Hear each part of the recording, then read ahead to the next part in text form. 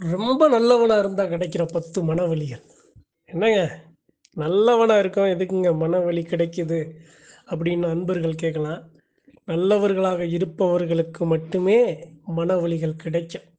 சரி, இன்னைக்கு நான் அறிஞ்சத, இது போன்று ரொம்ப நல்லா இருக்கிற படுற அந்த மன வலிகளையும், என்ன பண்ண முடியும்? இதை எப்படி சரி செய்ய முடியும்? இல்ல முடியுமா? அப்படிங்கிறதையும் பகிர்ந்து கொள்ள ஆசைப்படுறேன். சரி, யாரு நல்லவர்? நல்லவர்னா என்னங்க? எந்த போதை பழக்கம் இல்லாம, எந்த ஒரு தீயும் இல்லாம தான் குடும்பத்த நல்லா பார்த்துக்கிட்டு இருக்க எல்லாருமே நல்லவங்க தானங்க. இதுல நல்லவரா அப்படின்னா எத குறிச்சு சொல்றீங்கன்னு ஒரு சில பேர் கேட்கலாம். ஒரு சில மக்கள் இருப்பாங்க. எப்படி அப்படின்னா, மற்றவர்களுடைய மனவலி, மற்றவர்களுடைய மனநிலை அத அறிஞ்சு, புரிஞ்சு அவர்களுக்கு அந்த வலிய குடுத்துறக்கூடாது அப்படின்னு அவங்க செய்யிற செயல் இருக்குல்ல, அவர்கள் நடக்கிற விதம் இருக்குல்ல, அது அவர்களுக்கே ஒரு மன வலிய கொடுக்கும். சரி, அது மாதிரியான ஒரு மனவலிகள தான் 10 மனவலிகள தான் இன்னைக்கு அறிவோம் நண்பர்களுக்கு நான் அறிஞ்சத பகிர்ந்து கொள்ள ஆசைப்படுறேன். முதல் வழி முதல் வழி என்ன அப்படின்னா, தன்ன பத்தி சிந்திக்காம, தன்ன சுத்தி இருக்கவங்கள பத்தி சிந்திச்சு, தனக்கு என்ன நடந்தாலும் பரவால்ல, சுற்றி இருக்கிற மக்கள் நல்லா இருக்கணும் அப்படின்னு செய்யிற அந்த செயல், யாரு நம்மள நல்லா இருக்கணும் அப்படின்னு நெனைச்சாங்களோ, அவங்களே நல்லது செஞ்சவங்கள காயப்படுத்திருவாங்க. நான் இருக்கேன், என்னை சுத்தி நெறைய பேர் இருக்காங்க. என்னுடைய உறவுகள் இருக்காங்க, சொந்த பந்தங்கள் இருக்காங்க. அவங்களுக்கு நல்லது செய்யணும்னு நான் போனேன் அப்படின்னா, நான் செய்ற நல்லது அவங்களுக்கு தெரியாது. நான் 1000 நல்லது செஞ்சாலும் அந்த இடத்துல அவங்க கண்ணுக்கு தெரியாது. ஆனா நான் செய்ற ஒரு பிழை இருக்குல்ல, அந்த பிழைய வச்சு ரொம்ப மனச கஷ்டப்படுத்திருவாங்க. சரிங்க, இது 1. 2வது என்ன அப்படின்னா, மனுஷ நிலைய மீறி தெய்வ நிலையில தெய்வ நிலைய சரி பண்ணா மனிதனுடைய நிலை எல்லாமே சரியாயிரும். மனிதர்களுக்குள்ள இவ்வளவு பிரச்சனைகள் உருவாவதற்கு காரணமே அந்த தெய்வம் பேசாம, அந்த தெய்வ சக்தி துடிகொண்டு விளங்காம இருக்கு. அத நாம சரி பண்ணுவோம் அப்படின்னு அந்த தெய்வ நிலையில நின்னு அத சரி பண்ண முயற்சிக்கிற அந்த மக்கள் இருக்காங்கல்ல, தெய்வ நிலைய சரி பண்ணிருவாங்க. ஆனா, யாருக்காக, எந்த மக்களுக்காக அதை செய்தார்களோ, அந்த மக்கள் எல்லாரும் அவர்களுக்கு எதிராக மன வலிகளை கொடுக்கும் ஒரு சில காரணிகளாக மாறிடுவாங்க. சரிங்க. இது 2. 3வது மனவலி என்ன? 3வது மனவலி என்ன அப்படின்னா, எனக்குன்னு வாழ்க்கை இருக்கு. நான் சந்தோஷமா இருக்கேன். எனக்கு வசதி இருக்கு. எதையுமே நான் பொருட்படுத்தாம, என்னைய பத்தி எதையுமே சிந்திக்காம, நான் செய்யிற தியாகத்திற்கு எனக்கு கிடைக்கிற பரிசு என்ன அப்படின்னா, இந்த மனவலி தான். புரியிற மாரி சொல்றேன். என்னுடைய சௌகரியத்த, என்னுடைய வசதிகள, என்னுடைய சுகபோகங்கள நான் எல்லாத்தையும் நீக்கி வச்சுட்டு, மற்றவர்களுக்காக அல்லது மற்ற விஷயங்களுக்காக நான் செய்யிற அந்த செயல் இருக்குல்ல, அது என்ன பண்ணும்? அது என்னைய காயப்படுத்தும். சரிங்க. இது 3வது மனவலி. 4வது மனவலி என்ன அப்படின்னா, இவங்க இவங்களுக்கு இது நடந்தா இவங்க நல்லா இருப்பாங்க. இவங்க வாழ்க்கை நல்லா இருக்கும்.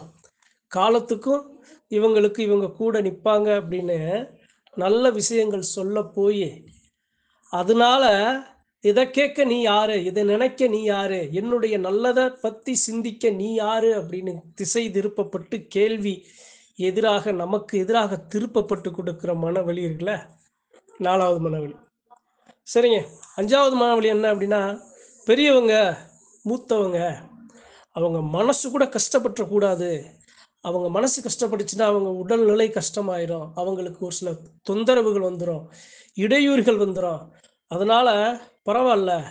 நமக்கு கிடைச்ச அவமானங்கள, நமக்கு கிடைச்ச மரியாதைகள நாம எதையுமே சொல்லலாட்னாலும், அவங்க ஆறுதலுக்காக, அவங்க உடல்நிலைக்காக நாம இறங்கி போய் அவங்கள சமாதானப்படுத்தி, அவங்கள சரி பண்ணுவோம்னு எடுக்கிற முயற்சி இருக்குல்ல, அதுவுமே அதனாலேயே நமக்கு ஒரு மனவலி கிடைக்கும். சரிங்க, இது 5வது மனவலி.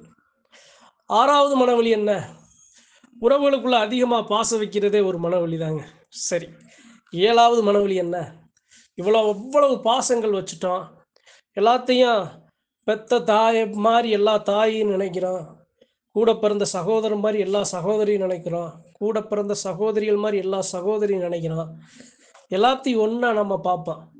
ஆனால் நம்மளை வெளியாளா நம்ம பார்க்குற பார்வை மாதிரி இல்லாமல் நம்மளை வெளியாளா பார்த்து நம்மளை நிற்க வைப்பாங்கள்ல, அது பெரிய மனவலி.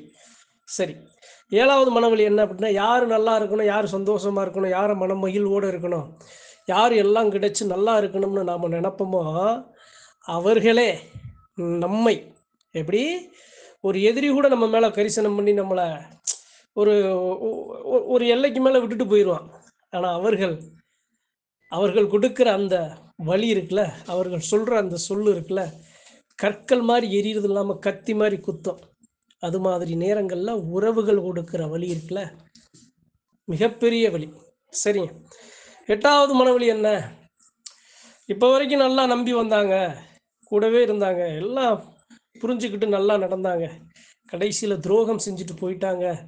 அந்த துரோகத்தை காலத்துக்கு மறக்க முடியலை, அது பெரிய மனவழியாக ஆறாத தழும்பா மாறிடுச்சுன்னு சொல்லுவோம்ல, அதுதான் 8வது மனவழி. சரி, 9வது மனவழி என்ன?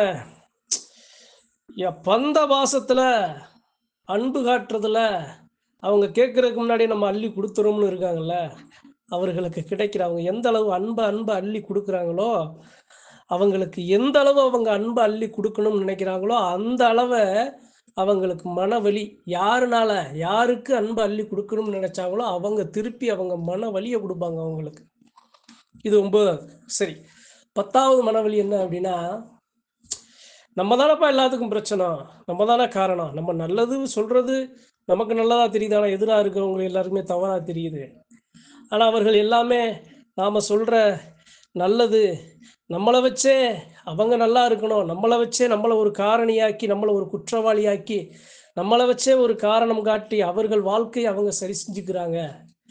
நாம் நல்லதுக்கு ஒரு கருவியாக இருந்தால் பரவாயில்ல. இது போன்ற நேரங்களில் நம்மளுக்காக இருக்கிற மக்களை, சிந்திக்கிற மக்களை நம்மளவே ஒரு காரணியாக காட்டி அதில் அவங்க நல்லா இருக்காங்களே, அதில் அவங்க பிரச்சனைகளை இதுதான் காரணம்னு சொல்லி நம்மளை ஒரு காரணியாக உருவாக்கி அவங்க வெளியேறாங்களே, அவங்க மனநிலையை அவங்க பிரச்சனைகளை சரி பண்ணிக்கிறாங்களே, அதுக்குமே நம்ம தான் காரணமாக இருந்திருக்குமோ அப்படிங்கிற அந்த மனவலி இருக்குல்ல.